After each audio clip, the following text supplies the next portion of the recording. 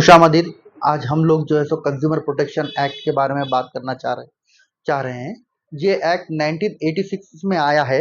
ये काफ़ी पुराना एक्ट है, लेकिन जो है सो इसके अंदर 2019 में काफ़ी चेंजेस आए। ऑनलाइन शॉपिंग जो होत रही है उसके बारे में इंक्लूड किया गया है। आप देखेंगे तो 2019 में ही असल एक्ट आया है। ये एक्ट 1986 में आ चुका है, लेकिन इसके जो मेन कंटेंट्स है वो 2019 में आए हैं। और ये आप लोग बचपन में अपने देखे होंगे, एक ऐड भी आया करता था, जागो ग्राहक जागो।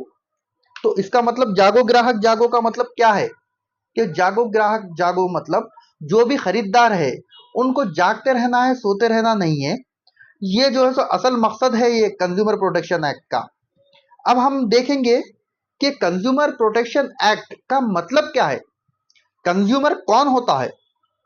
कंज्यूमर देखिए आप, कंज्यूमर वो शख्स होता है जो एंड यूजर है, जो चीज कंज्यूम करता है, चाहे वो गुड्स कंज्यूम करे या फिर सर्विसेज कंज्यूम करे। गुड्स मतलब जो चीजें होती हैं, जैसे इस्तेमाल की चीजें हैं, उसको बोलते हैं गुड्स। और सर्विसेज मतलब कोई भी आप ऐसी सर्विस यूज कर रहे हैं, जैसे मान लीजिए आप कोई मसाज सर्विसेज यूज कर रहे हैं, या कोई ट्रैवल एजेंट की कोई सर्विस यूज कर रहे हैं, कोई भी सर्विसेज रहने दीजिए। जैसा बैंकिंग सर्विसेज है, आपके इंश्योरेंस सर्विसेज है, पार्किंग लॉट सर्विसेज है, ये सारे चीजें सर्विसेज में आते हैं। और गुड्स मतलब देखिए आप, गुड्स क्या होता है, जैसे कि वॉशिंग मशीन है, कुछ खाने पीने की अशिया है, कुछ इस्तेमाल की अशिया है, उसको बोलते हैं गुड्स। तो कंज्यूमर वो आदमी है जो आदमी चीजें इस्तेमाल करता है या सर्विस लेता है। जो खरीदार है, जो कंज्यूमर है, उसके हुकूक को बचाने के लिए ये एक्ट लाया गया है 1986 में। और इसका मेन अमेंडमेंट लाया गया है 2019 में। और बाद में भी जो है इसके अमेंडमेंट आए 2021 में भी। लेकिन मेन जो है सो फोकस, जो बड़े चेंजेस आए हैं 2019 के अंदर आए हैं।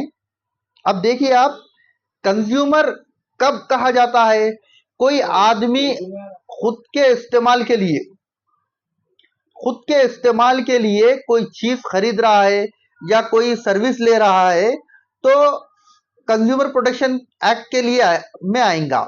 अगर कोई आदमी कमर्शियल पर्पस के लिए कोई चीज ले रहा है, जैसे कि एक दुकानदार कोई एक चीज खरीद के लाया अपनी दुकान में और वो बेच रहा है आगे लेके जाके दूसरे आदमियों को, तो वो कंज्यूमर प्रोटेक्शन एक्ट में नहीं आएगा।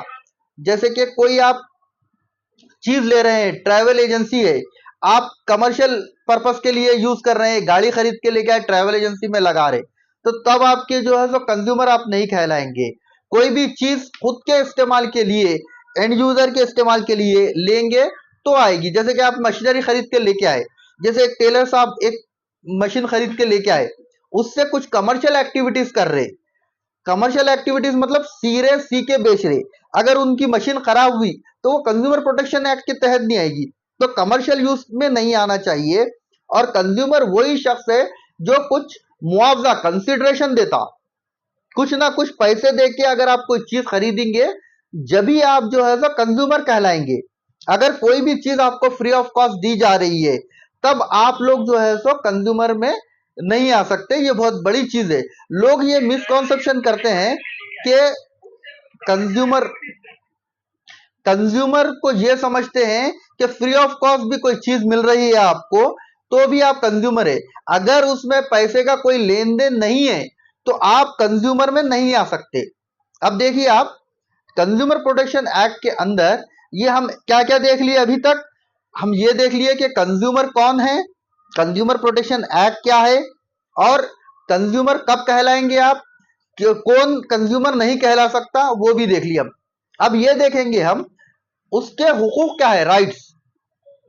राइट्स अब हम जो है राइट्स के बारे में डिस्कस करेंगे। राइट्स देखिए आप,